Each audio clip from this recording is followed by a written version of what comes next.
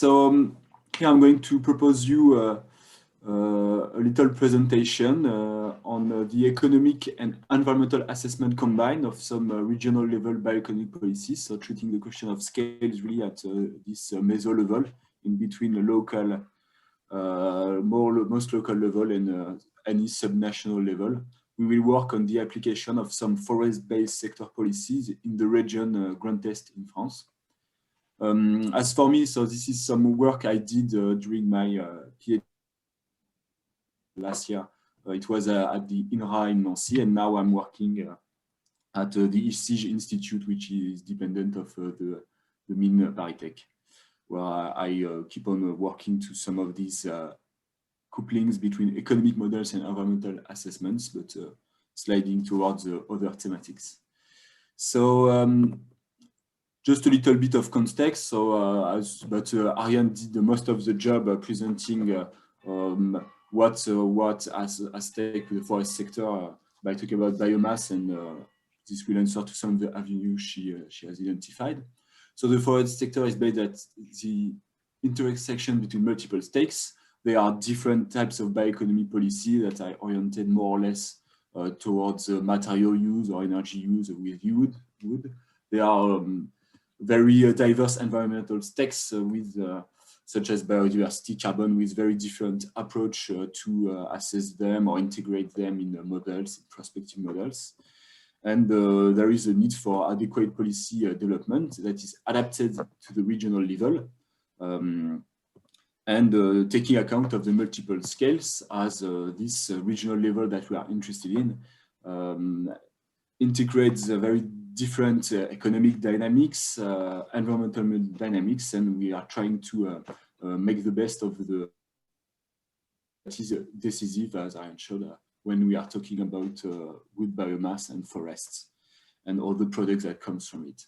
So our approach was to try to develop tools that are adapted specifically to the regional scales, providing multi-criteria assessment, including economic and environmental performance, in a way that is adapted to give policy support for regions that are intending to develop regional bioeconomy policies. Here I had a quick slide about the forest-based sector and what we are considering. So we are going from forest management to a product that corresponds to what we could call the first transformation, plywood, sunwood, panel, pulp, before it is transformed into products closer to the final use. And this last line of products we are not going to include in our modeling. So now our approach was to combine assessment methods from the economic modeling area and environmental assessment methods. And these different tools from different disciplines, they model different things, in fact. For instance, different indicators. Economic modeling provides quantity, value, and some equilibrium model combine quantity and value to give an indicator of welfare called surplus. The interaction that economic models captures best are those related notably to a competition and synergy between different products or sectors and due to market interactions. On the other hand, environmental assessment models and methods, they provide inventories of flows in the process making of a product, and they associate with these flows indicators of pressure, state of impacts towards the environment, and by including life cycle thinking, it allows to identify pollution transfers between different areas or products. So now we phrased the research question of this work in this way. Our goal was to develop a prospective model based on interdisciplinary coupling. Environmental assessment was our starting point. It has to assess both performances, eventually integrating the assessment together and taking account of interaction at different scales and sectors. And the goal was to apply this to different regional development strategies for the forest-based sector. So our first question was what method to couple to obtain our integrated model. which indicators to develop and to use, and which applications. So this will be the three parts I will talk about. The first one about the method I will go over quite quickly. So we compare different types of coupling of economic and environmental models, identifying models that are quite used in assessment in LCF for a long time, like input-output. We also scrutinized equilibrium models that have been used in consequential assessment for a decade now, and other types of models such as agent-based modeling or system dynamics that are less common, but also used in some ways. We did not focus only on LCR, but then it's the method that I'm going to talk about. And so our goal was to provide an assessment with rankings of different methods, considering different criteria. Is the coupling model well disaggregated to represent different products? Do we have a good multi-criteria assessment of site and consequential impacts? What is the quality in most models existing of the modelization of scale and spatial issue, etc. And so the outcome of this work of identifying appropriate coupling approaches was that there are no ready-to-use optimal couplings for the multi-criteria holistic assessment at the regional scale, but according to our criteria, partial equilibrium models combined with footprints and especially LCA got the best results. So, of the indicators to assess both economic and environmental performance, because economic models provide their own indicators. LCA provide a wide array of impact categories, and the question was the opportunity to combine those different models in the line that some work that exist in. I'm seeing there are comments, but I don't know. I just keep on the presentation. So we used an indicator called the coefficiency that was first used in a regional scale LCA assessment already 15 years ago. So combining an economic indicator and an environmental impact indicator. And so to construct this coefficient indicator that seemed interesting to us to assess at the regional scale this policy in a combined way. We used there is a small mistake in my in the figure. So the first box is the forest sector model. So the forest sector model provides forest-based sector economic surplus. So the partial equilibrium provides an indicator of combining value and quantity. And then it feeds an LCA framework with information and quantity. So it helps building an inventory.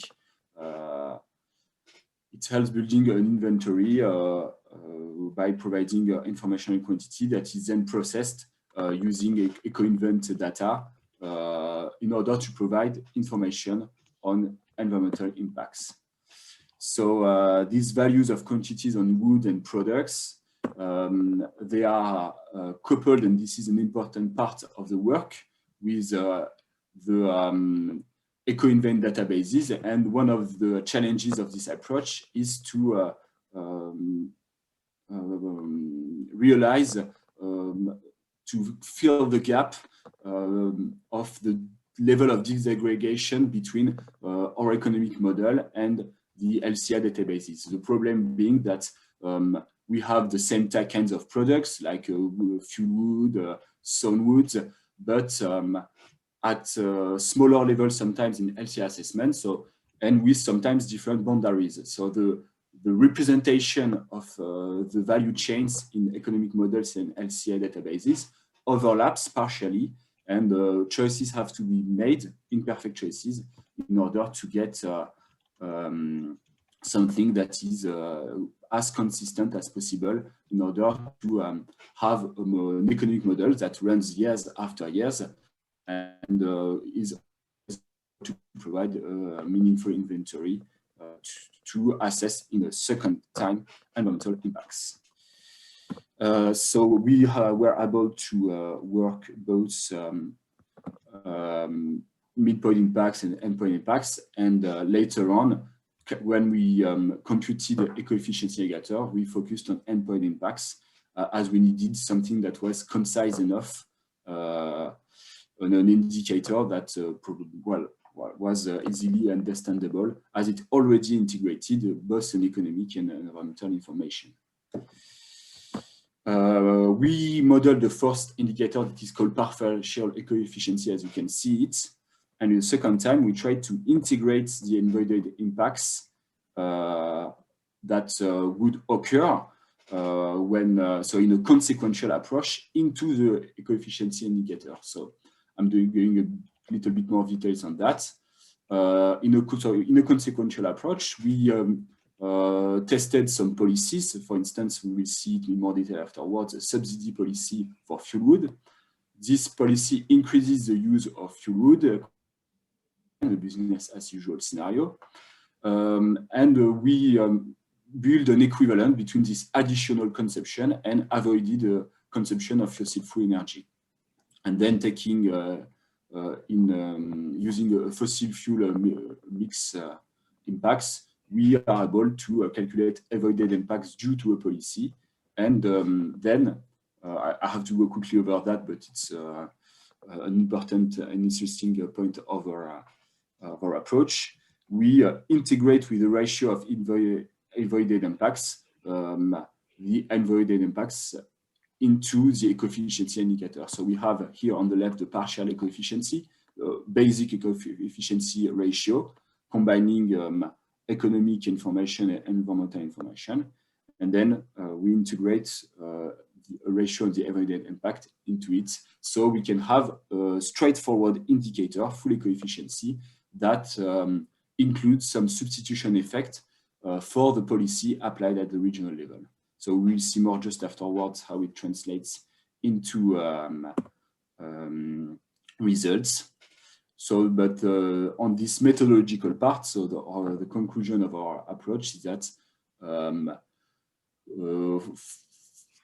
in order to assess at the same time economic and environmental performance at multiple scales, taking account of sectoral interactions, we can define two eco-efficiency indicators, partial and full eco-efficiency, based on PELCA coupling. And this allows to have a straightforward ratio in order to provide an assessment of these policies. So now we are going to see how it works with some regional development strategy for the forest base. So we are going to apply both our eco-efficiency indicator and see some results, considering how we had to model our system. So we had this definition of our system that includes different subparts for the forest sector and the different elements it interacts with. At the core, we have the regional forest sector, we have other regional sector, and we have the rest of the world, and also the global energy sector and chain, which provides tools and equipment to the forest sector in our scope of study. And to these different interacting blocks, we apply policy to our core block, the regional forest sector. For instance, with the fuel wool subsidies, which are the core policy that we wanted to study, as it is still one of the main bioeconomy policies applied in still going to be used in a significant way. We are also, but I won't show this too much for reasons of time, we also tested different policies, such as encouraging local wood or reinforcing the protection of forest area, or we tested the situation of global energy prices fluctuations. So now these different scenarios allowed to obtain economic effect divided in the different French regions, thanks to our forest sector model. Here are the effects of a subsidy on different types of wood products. The goal here being to show for instance, the of competing wood products. So the fuel wood subsidy, of course, incentivize fuel wood in the region Grand Est where it's targeted, so in the northeastern France, and it has side effects on other products such as paper pulp or panel that are competing for the same resource, woods of small sizes. And so we can see in red, for instance, that panel production is reduced in the region Grand Est, and there are some border market effects that compensates the variation of fuel wood or panel production nearby the region Grand Est, due to the fact that the market is distorted with this subsidy. So this, we will see how this policy affects the interaction between the different boxes of the system we define. So for instance, there are the arrow number 2, interregional economic interaction.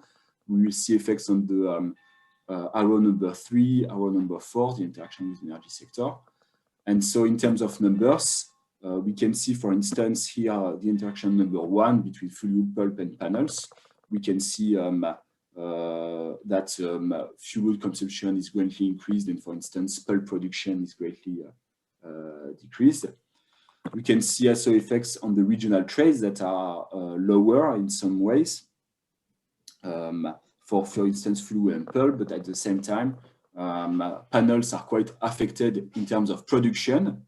But on the other hand, in this interaction, consumption that we can see on the second line is not affected. So this regional trade creates effects on the relocating some production, but in our approach where we focus on where products are consumed for attributing the responsibility of the environmental impact to a region, this regional trade effect is not that much important.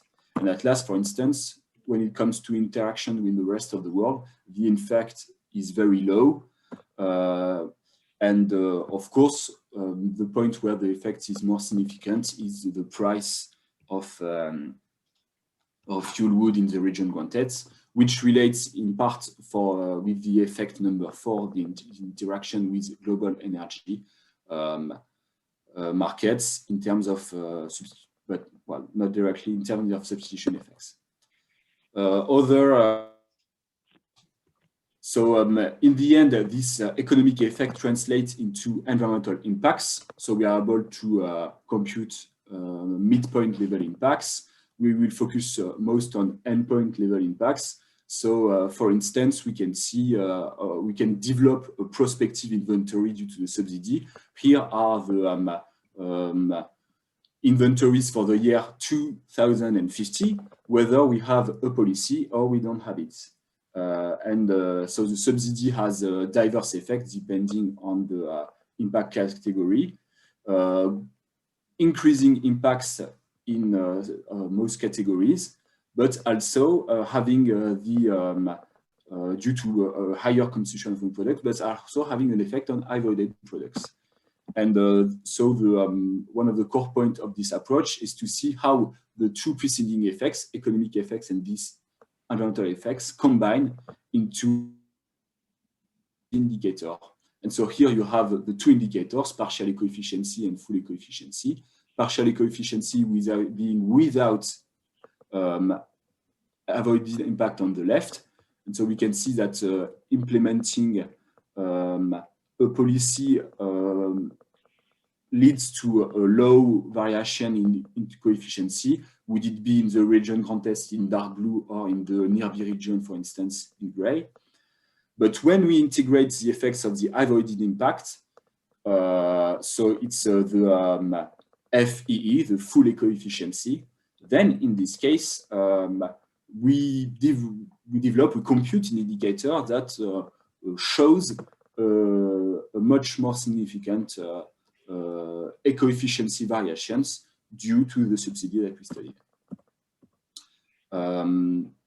This another show these results is, for instance, to show the eco-efficiency effect in the various regions. And we can see that the eviction effect in other regions due to trade effects is quite low, where the eco-efficiency positive effect in the Grand Est region is quite significant. So this answers to the question of the application to regional development strategy. We have seen that the food subsidy in our framework increase the eco-efficiency of the regional forest-based sector in a large extent, depending on the impact category. And we saw also that the subsidy, but this is another result that I didn't show, the subsidy has most impact generally. We tested other measures that tended to amplify or mitigate the effect on free wood. It's the measures I talked about earlier about changing the local wood supply rules, so or protected areas. So in the end, our conclusions that our partial equilibrium and LCR coupling is quite suitable to calculate the efficiency of a sector at the regional level, as it provides an inventory and it allows to couple different representations of the supply chain. We saw that integrated avoided impact was decisive to when assessing an eco-efficiency indicator for economic and environmental performance combined. And in the case that we tested, food subsidies showed to be quite eco-efficient at the regional level in our framework, while also including some competing policies. But of course, these results have several shortcomings. We were limited by the accuracy of the modelization of our framework. For instance, I didn't specify too much that, but it's also an important part of the work. The FFSM for French forest sector economic model we used has only a partial representation, a limited cascading use and residue use. It's a bit stylized. Also, an important point was we used the assumption of of carbon neutrality, and so we didn't account precisely for biogenic carbon for various reasons. Also, this type of policy, fuel energy policy, are to be limited and reorganized due to the principle of cascading use and prioritizing material uses. And of course, testing other types of bioenergy would be interesting in terms of studying competing effects. One of the most important area of work for this type of integrated model that tends sometimes to succumb to the black box effects, because it combines a lot of non-linear effects, is to develop sensitivity analysis. So we did some, but there is still, of course, a lot of testing to do. Even though it is a prospective model that is built to stimulate discussion more than providing predictions, it has to be robust and provide a consistent inventory. So thank you for your attention, and now I think we are good for questions.